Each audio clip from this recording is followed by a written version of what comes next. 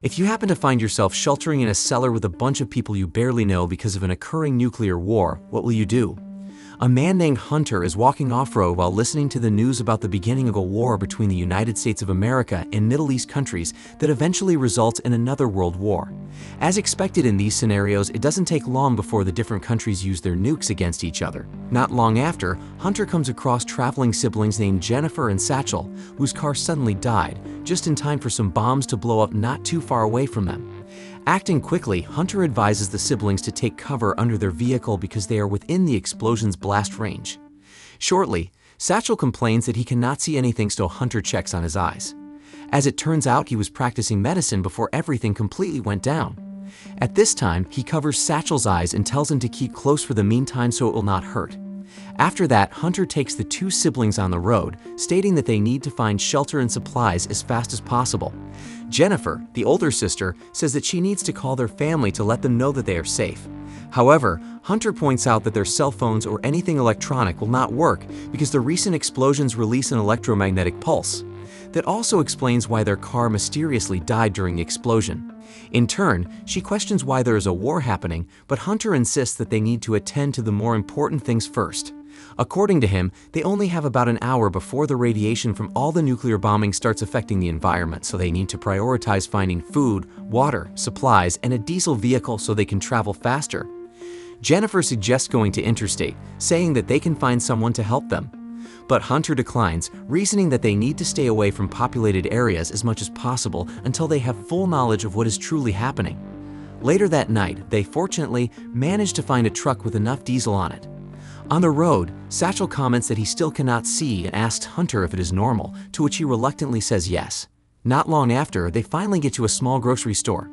At this time, Hunter tells Jennifer that they need to look for water, healthy foods that are high in proteins, batteries, and hygiene kits. With that, the two get on the move while Satchel stays behind. After getting everything they need, the three drive away just in time for a man to appear walking lifelessly inside the grocery store. Some time later, the three come across a woman named Elizabeth on the road, asking for their help. According to her, she was on her way to Waco when her car suddenly died. In turn, Hunter asks how many explosions she saw went off, to which she says that there were too many. Thinking about it, Elizabeth realizes the grave danger of the war they are in right now. Hunter then says that they need to find a place to settle in, so he tells her to get in the back of the truck. A little later, they find a house and Hunter tries to talk to someone inside, stating that they need to find a basement where they can haul up. Just then, a door next to him opens, followed by a muzzle of a gun slowly popping out with a child's voice ordering him to get away. When Hunter doesn't comply immediately, the child shoots his shoulder, shocking everyone and forcing them to leave the place with Elizabeth taking the wheels. Over a few hours later, they are still on the road, so Hunter is about to tell Elizabeth what kind of shelter they are looking for, referring to a house that has a basement or a cellar. But before he can say another word, she assures him that she knows what they need to look for. At this time, they arrive at a farmhouse and Hunter says they need to settle there now as the radiation should be spreading by now. In that sense, they cannot stay on the road anymore because they have been exposed already, and staying further outside can lead to many complications. With that, Hunter knocks on the house and somebody lights a flashlight on him. However, another man named Brad shows up and points a gun at him, ordering Hunter to leave. In turn, he tries to convince Brad that he means no harm by saying that he is a doctor. Elizabeth, who follows after him, then freezes upon seeing the gun. Meanwhile, Jonathan, the man carrying the flashlight, tells Brad to reconsider. Distracted, Hunter snatches the gun away from Brad and points it back at him, stating that he will not be shot twice in one night. Just then, he tells them that they have their own supplies that they can share with them if they let them stay in their cellar. At this time, Brad's pregnant wife named Angie tells him to just let Hunter and the others in, seconded by Jonathan that says they have food and water to offer. However, Brad insists that they have their own water supply because they have a pump. Yet, Hunter points out that the water from the pump will be radiated soon, so it will not be safe to consume. Due to that, Brad has no other choice but to agree with Jonathan and Angie. With that, Hunter orders Jonathan and Brad to take Jennifer, Satchel, and the supplies to the cellar. At the same time, he asks Angie to get all the towels and clothes down there as well, so they will not have to leave the cellar. A little later, Elizabeth, Jonathan, and Brad start covering the cellar door from the outside with dirt.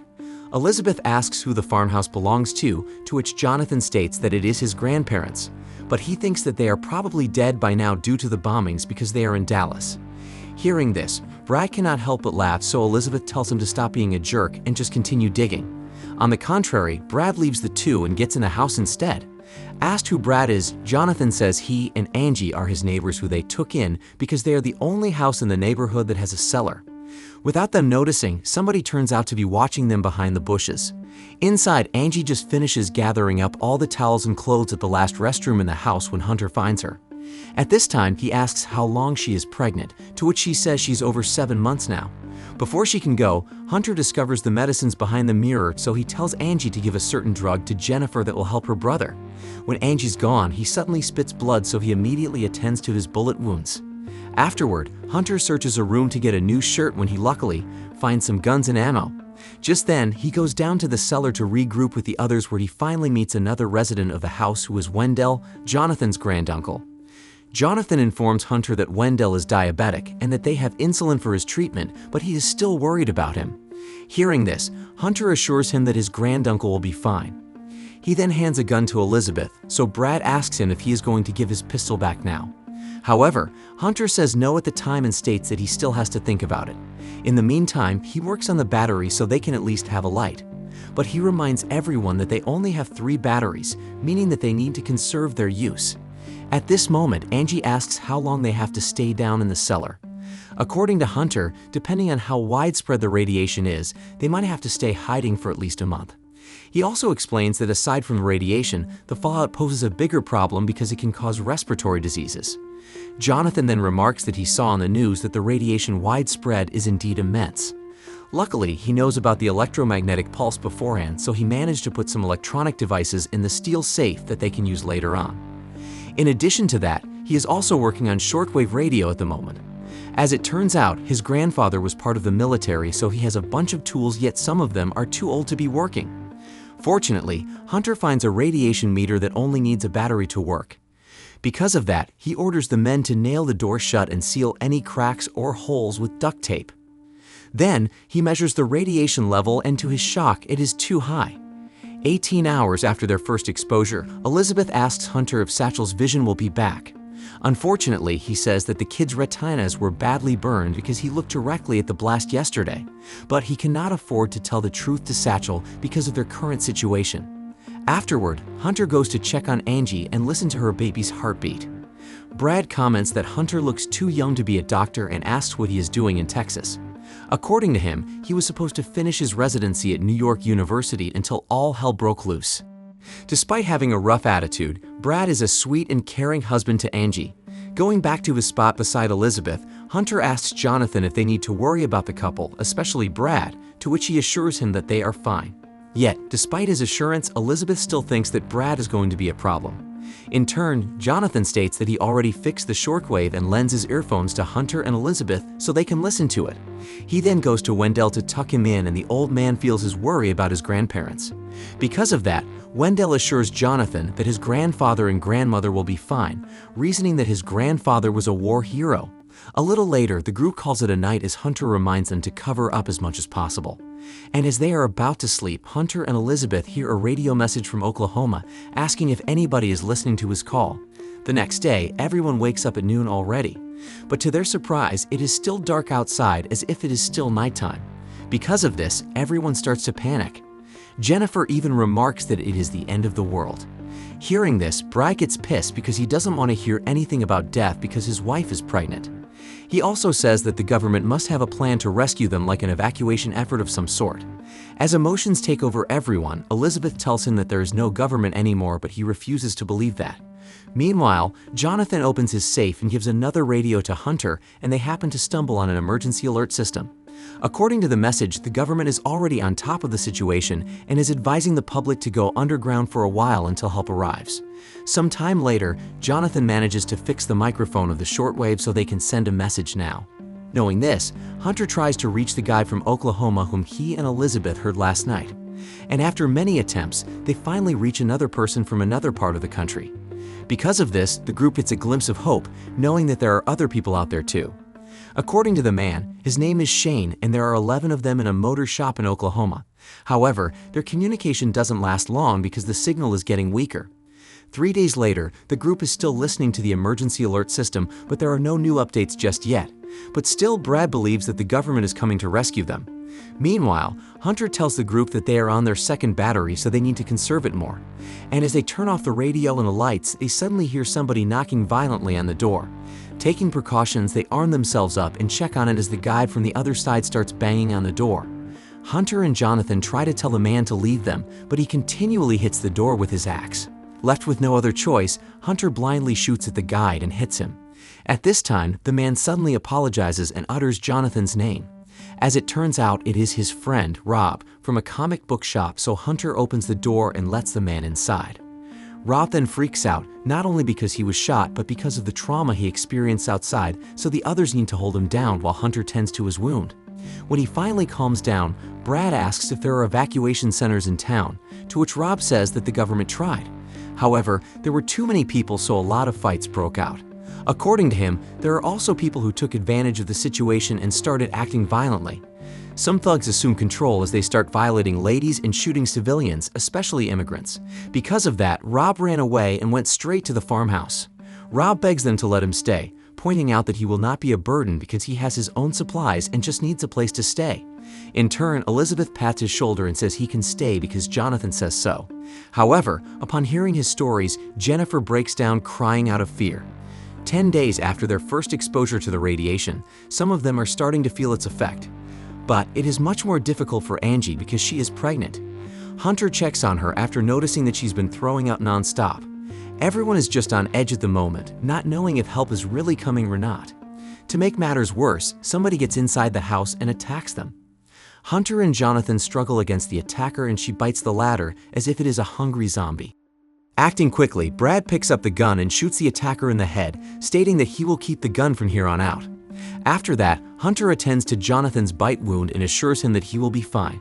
Later on, Hunter peeks outside and sees that somebody is roaming around to watch them. Not saying anything to the group, he just sits down and tries to contact Shane from Oklahoma once again. This time, they manage to reach him. But to their horror, they hear how Shane and his group are brutally murdered by people pretending to be military.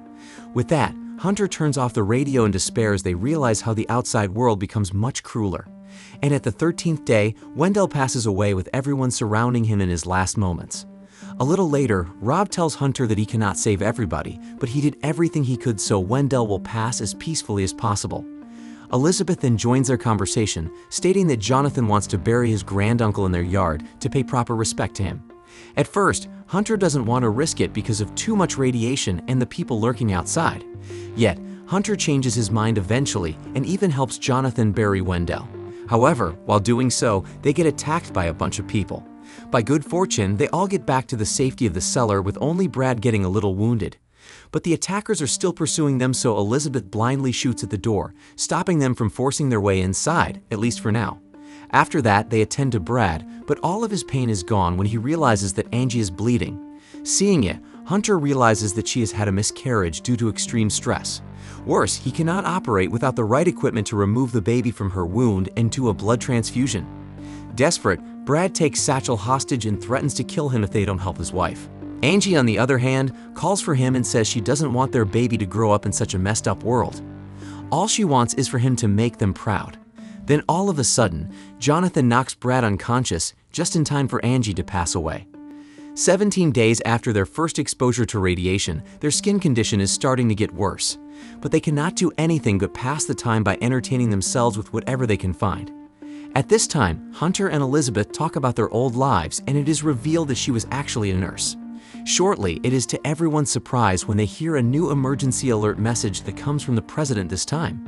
At first, they are hoping to hear about his plans for evacuation, but the president's announcement ends with nothing but promises that they will win the war. Because of that, they are all disappointed that even up to this point, it's still a publicity stunt that the government is prioritizing. Not long after, Satchel follows after Wendell and Angie. Hunter blames himself again for not being able to save another friend. Elizabeth, on the other hand, tells him that their friend's death is not on him because they are bound to die one way or another due to radiation. At this time, Rob volunteers to bury the kid. Knowing how dangerous it is outside, Hunter tries to give him a gun, but he refuses as he knows that they will need it more to protect themselves. And with that, Rob takes Satchel's body outside, but he never comes back.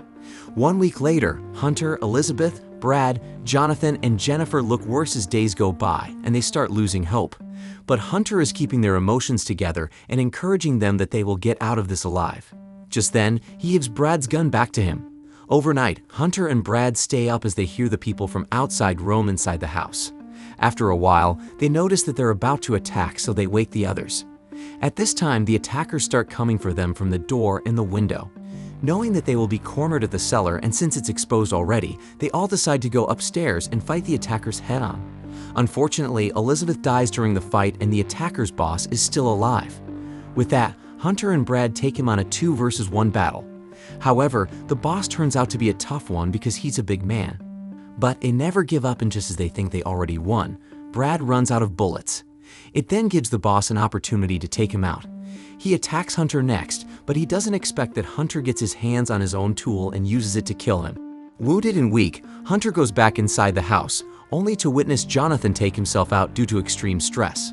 Just then, Jennifer comes out of hiding and they decide to curl up in a bed to rest as they realize that they never truly won anything out of the fight.